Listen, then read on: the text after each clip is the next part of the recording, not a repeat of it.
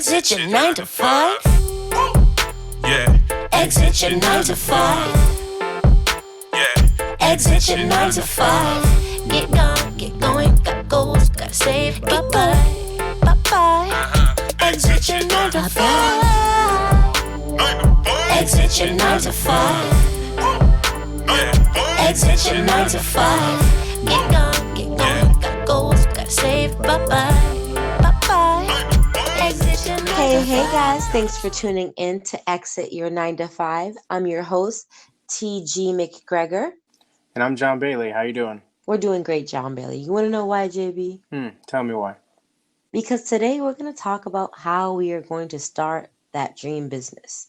We've explored soul searching, and I think everyone is pretty much ready to dive in to the nitty gritty. Wouldn't you say? Oh, I'd say so. We did a lot of soul searching and vision work, and I think you get to this point and you go, okay, now where are we going to get started? Exactly. But before we get started, guys, we want you to do us a favor. Go ahead and subscribe. Click that notification bell. That way you never miss an episode.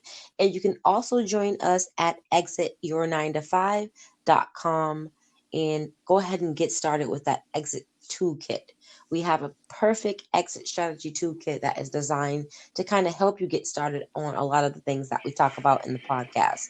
And we have a awesome eagle eye exercise that is pretty much getting into that zone, speeding through things, and getting you on an expedited path to your dreams. Would you say that, JB? It's an in-depth tool. It's designed to really give you a huge introspection of what you're aiming to accomplish overall. You know, the business is going to be a part of it, of course. However, if you've been listening to us this whole time, you know that we're not just talking about the business part. That is obviously the point. However, to get there, you still have to have this big vision of what you see for yourself, and that's gonna help out a lot with that. Exactly. And so today's episode is really going to help you to kind of take that big vision, like JB just said, and minimalize it, because you might have this great idea, right? But you don't know what category it falls in. And when people can't identify something and categorize it, they sometimes feel stagnant. Would you agree about that, JB? Oh yeah, they get stuck, they get paralyzed, they overanalyze it, question themselves, and you know what? You'll wake up and it's 6 months later and you haven't even put things on paper. So yeah. Exactly. And so the whole point is to just, stay encouraged throughout this whole process. So today we want to propel you to start to determine the difference of what kind of business you want to start. Like, you have this great idea, but you don't know if it falls into one of the two categories. And those two categories are a product and or service. And a lot of the time you can, combine the both, but usually independent entrepreneurs, they start with a product and or a service. And so if you know that you have an idea and this idea has been meditated, well thought out, one of the first questions you should be able to answer for yourself is, oh, my business is a blah, blah, blah. So for instance, in our consulting firm here, Exit Your 9 to 5, our business is a service-based business. Why?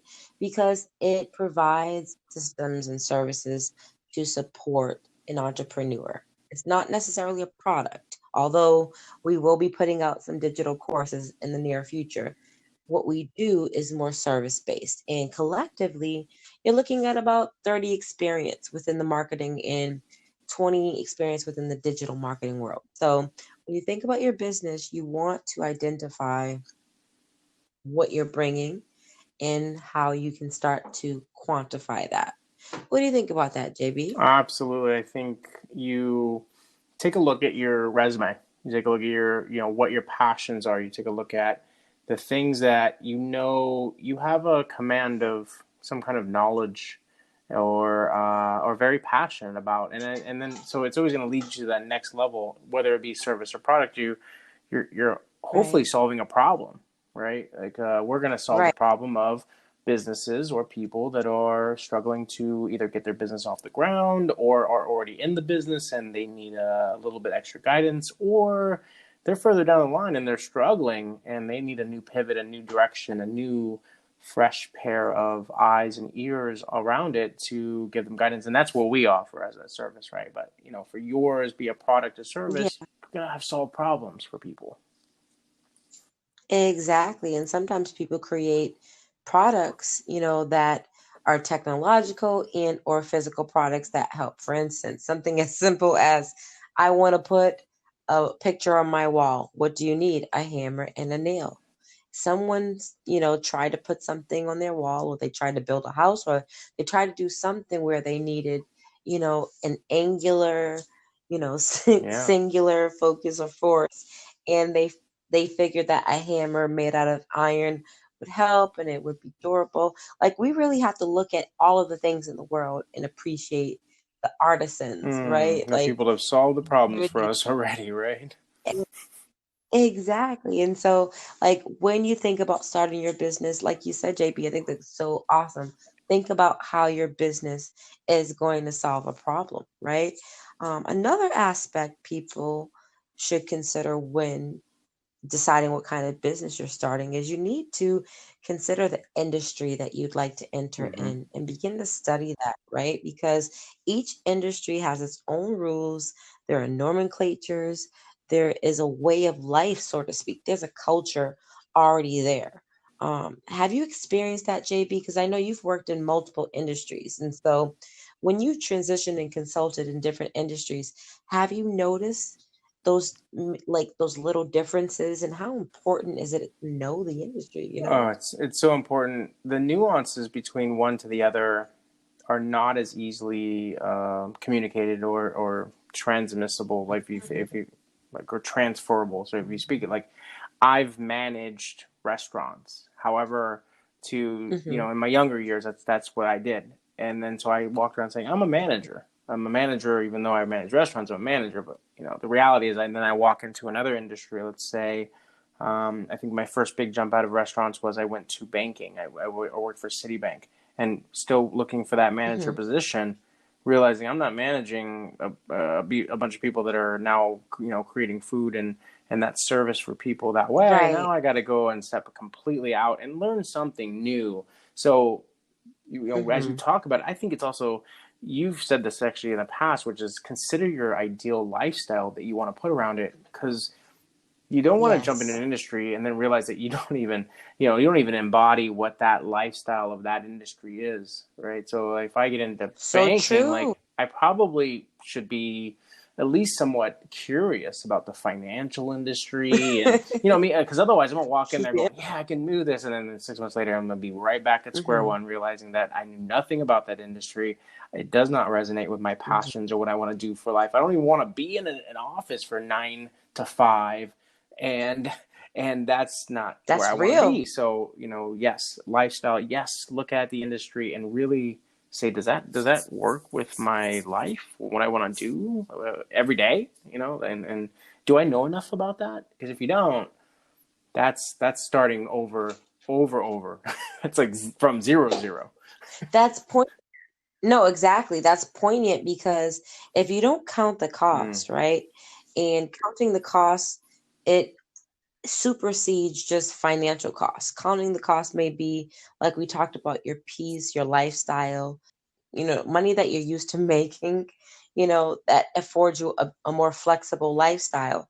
When you think about what JB just said, you really want to consider what your lifestyle is going to be, because that's going to help you to count the cost of creating and starting your business. Maybe you might need to continue along the entrepreneurial mm, path, to save up more money because you prefer to be slightly more comfortable. And there's nothing wrong with that. When you're thinking about creating your dream life, it's not about what you're doing so much as it is about why you're doing it, yeah, right? So when you think about why you're doing it, it's easy to count yeah. the It's where cost. it's So taking you, for me, right?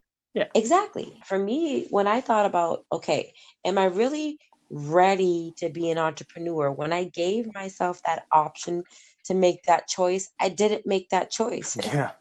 I said, I'm going to stay in the entrepreneurial Hmm. path for as long as I can. But then the universe has a way of giving you what you need and kind of kicking you out that comfort zone. And for me, it was like, okay, now that I'm out here, what do I really want? What's the life I want to live? And what's that going to cost me? It might cost me hanging out with my friends a lot. It might cost me some sleep. It might cost me staying up past my bedtime to do some things that need to be done because I'm passionate about my future.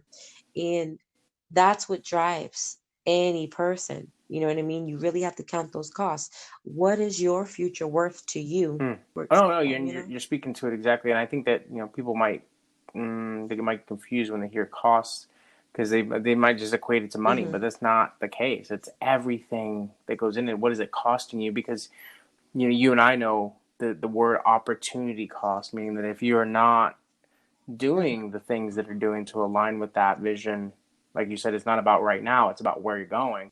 Um, there's a cost Right. associated that in the back end of it, the other side of it. So, if you're very passionate about what you want to do and you want to create this business and you're just like slowly moving at it, know that opportunity cost, that's revenue that you could be making later. That's income or success that's just being stumped a little bit within that growth. And so I think you gauge overall your entire access to capital in general, that being your time, your energy, research, creating, resourcing other people, and overall just stepping into that. And so I like what you're saying, 'cause it's like a means to an end. If you got to work a few jobs or Right. one job or be an entrepreneur in a company to gain the experience to know more about that. I heard a story recently of a success story of a guy that created his own woodworking company. However, to start, he Hmm. literally went and approached a like furniture maker in his town that was knowable and offered him the opportunity that if he just mentored under him for 6 months, free of cost, like literally free of cost, but Hmm. just shadow him, learn from him, Hmm. that he could create a business for himself later. And he did. And so he looked Right. at what he had, probably set up a bunch of expenses ahead of time, 6 months out, said, I got my bills covered. What can I do with this time? Right. His opportunity was, I need to go and learn more about that. And what did he do? He created a business. So it's whatever you need to make for it. I couldn't agree more. Like you're pointing out some key things. When counting your cost, you really need to see what your business is going to need to run Hmm. and sustain. And you need to have enough projection and vision to see that for at least 3 to 5 years. And like you said, JB, what is that really going to look like? Like, really detail that and look at your life and say, okay, what am I sacrificing? Am I going to have to work extra jobs to have extra money so that I can get to my goal faster? Or like, what does that really look like over time? And your business is not just the entity that you're going to create. Your business is you because you're the one who has the energy to propel it, to sustain it, and to grow it. And so you really have to look at the big picture of what it's Mm-hmm. going to take, what you need, what your business need to run and sustain over the next 3 to 5 years. And so, guys, we've gone over so much in such a little Hmm. amount of time, but we really just wanted to step in and encourage you for the week and say, hey, it's time to start that business. But before you do, we want you to check in and ask yourself some Yeah, things, right? What kind of business are you starting? And so we have some tips that we want to give you, some concrete tips that you can use and apply. And if any of these are working for you, leave us a comment, share this podcast, and let us know, you know, how are you starting your business and what kind of business you're starting. Maybe we can help. absolutely. Let's run down those lists one more time of those tips. I think I'll start off knowing the difference. What is your business going to look like? Is it a product or service? Share these things in Mhm. the comments. I have a product idea, and and mind you, we want to encourage you to share and feel safe that you don't have to share all of the intricacies of it, but you can share your experience, right? Like, so first one, know the difference, determine whether Mhm. your business idea is a product or service. And just in the comments, yeah, I want to do this product. It's a doodad that does magical things. Good share. And so that's tip number one. How about tip number two? Tip number two, study the industry. Okay. You're about to enter a whole new world and you definitely want to know where you're going, right? And how to get out Yeah. if you need to. So each industry, they really do have their own rules, guys. So study the industry you're about to enter and know Mm, the rules. yeah, absolutely. And I think tip number three We touched on at the end, count the cost. What is it going to take? What's it going to cost you? What's the capital you have to raise? Right. Who do you have to ask for some money? What job do you have to take? Figure it out, Right. because all of it's out there for the taking. You just have to put a realistic conversation around it. So count the cost for sure. And we just love the fact that you are on this journey. We congratulate you. At the end of each episode, we just want to kind of give you a moment to celebrate. That's right. It sounds a little woo-woo, guys, but take a moment to say, hey, I just invested some time into my future, and the things that I want to do are possible.